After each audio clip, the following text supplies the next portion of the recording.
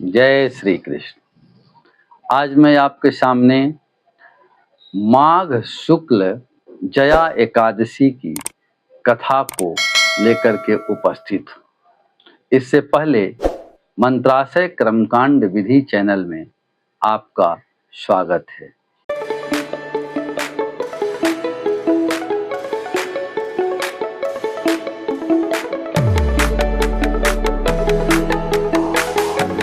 प्रेम से बोलिए गणेश भगवान की जय, वृंदावन बिहारी लाल की जय, सभी देवी देवताओं की जय। नमः पार्वती पते हर हर महादेव। युधिष्ठिर ने भगवान श्री कृष्ण से पूछा कि हे भगवान, कृपा करके यह बताइए कि माघ मास के शुक्ल पक्ष की कौन सी एकादशी होती है, उसकी विधि क्या है तथा उसमें किस देवता का पूजन किया जाता है। भगवान श्री कृष्ण बोले कि हे राजेंद्र, माघ मास में शुक्ल पक्ष की जो एकादशी होती है उसका नाम जया है। वह सब पापों को हरने वाली उत्तम तिथि है। पवित्र होने के साथ ही पापों का नाश करने वाली तथा मनुष्यों को भोग और मोक्ष प्रदान करने वाली है। इतना ही नहीं, वह ब्रह्म हत्या जैसे पाप तथा पिशाचत्व का भी विनाश करने वाली है। इसका व्रत करने पर मनुष्यों को कभी भी प्रेत योनि में नहीं जाना पड़ता है। इसलिए हे राजन, प्रयत्न पूर्वक जया नाम की एकादशी का व्रत करनी चाहिए। एक समय की बात है, स्वर्ग लोक में देवराज इंद्र राज्य करते थे। देवगण पारिजात वृक्षों से युक्त नंदन वन में अप्सराओं के साथ विहार कर रहे थे।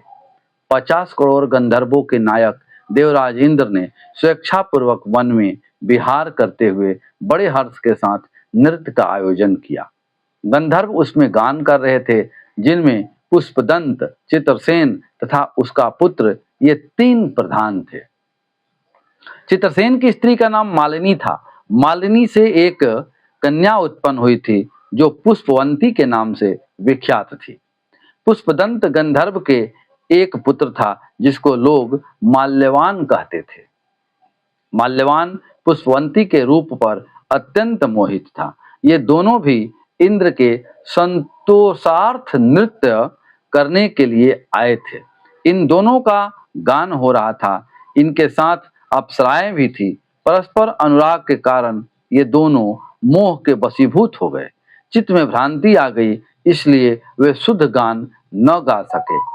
कभी ताल भंग हो जाता था तो कभी गीत बंद हो जाता था। इंद्र ने इस प्रमाद पर विचार किया और इसे अपना अपमान समझ करके वे कुपित हो गए।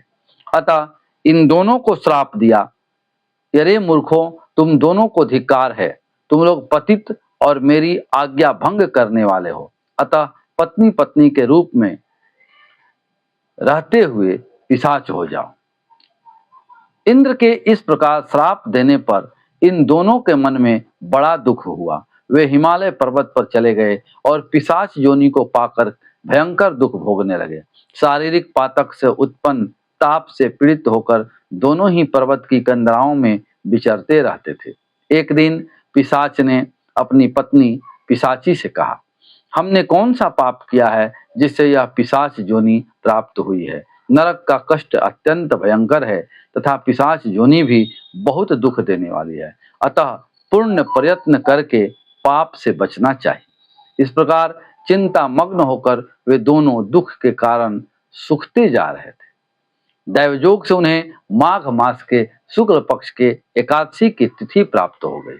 जया नाम से एक विख्यात यह तिथि सब तिथियों में उत्तम है। उस दिन उन दोनों ने सब प्रकार के आहार त्याग दिए, जल पान तक नहीं किया, किसी जीव की हिंसा नहीं की, यहाँ तक कि खाने के लिए फल तक नहीं काटा। निरंतर दुख से युक्त होकर वे एक पीपल के समीप बैठे रहे। सूर्यास्त हो गया। उनके प्राण हर लेने वाले भयंकर रात्रि उपस्थित हुई। उन्हें नींद नहीं आई। वे रति और कोई सुख भी नहीं पा सके। सूर्योदय हुआ, द्वादशी का दिन आया। इस प्रकार उस पिशाच दंपति के द्वारा जया के उत्तम व्रत का पालन हो गया। उन्होंने रात में जागरण भी किया था। उस व्रत के प्रभाव से तथा भगवान विष्णु की शक्ति से उन दोनों को पिशाचत्व दूर हो गया। पुष्पवंती और माल्यवान अपने पूर्व रूप में आ गए। उनके हृदय में वही पुराना स्नेह उमड़ रहा था। उनके शरीर पर पहले जैसे ही अलंकार शोभा पा रहे थे। वे दोनों मनोहर रूप धारण करके विमान पर बैठे और स्वर्गलोक में चले गए। वहां देवराज इंद्र के सामने जाकर दोनों ने बड़ी प्रसन्नता के साथ उन्हें प्रणाम किया। उन्हें इस रूप में उपस्थित देखकर इंद्र को बड़ा विस्मय हुआ। उन्होंने पूछा कि बताओ, किस पुण्य के प्रभाव से तुम दोनों का पिशाचत्व दूर हुआ है? तुम मेरे श्राप को प्राप्त हो चुके थे, फिर किस देवता ने तुम्हें उससे छुटकारा दिलाया है? माल्यवान बोला, हे स्वामी, भगवान वासुदेव की कृपा तथा जया नामक एकादशी के व्रत से हमारा पिशाचत्व दूर हुआ है। इंद्र ने कहा, तो अब तुम दोनों मेरे कहने से सुधा पान करो। जो लोग एकादशी के व्रत में तत्पर और भगवान श्री कृष्ण के शरणागत होते हैं, वे हमारे भी पूजनीय होते हैं। भगवान श्री कृष्ण कहते हैं कि हे राजन, इस कारण एकादशी का व्रत करना चाहिए। नृपश्रेष्ठ, जया ब्रह्महत्या का पाप भी दूर करने वाली है। जिसने जया का व्रत किया है, उसने सब प्रकार के दान दे दिए और संपूर्ण यज्ञों का अनुष्ठान कर लिया। इस महात्म्य के पढ़ने और सुनने से अग्निहोत्र यज्ञ का फल मिलता है। प्रेम से बोलिए विष्णु भगवान की जय, वृंदावन बिहारी लाल की जय, जगत जननी माता लक्ष्मी की जय, सभी देवी देवताओं की जय। नमः पार्वती पतये, हर हर महादेव।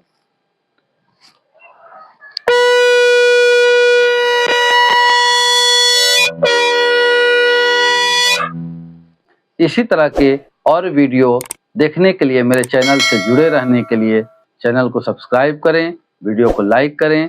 जय सनातन, जय भारत।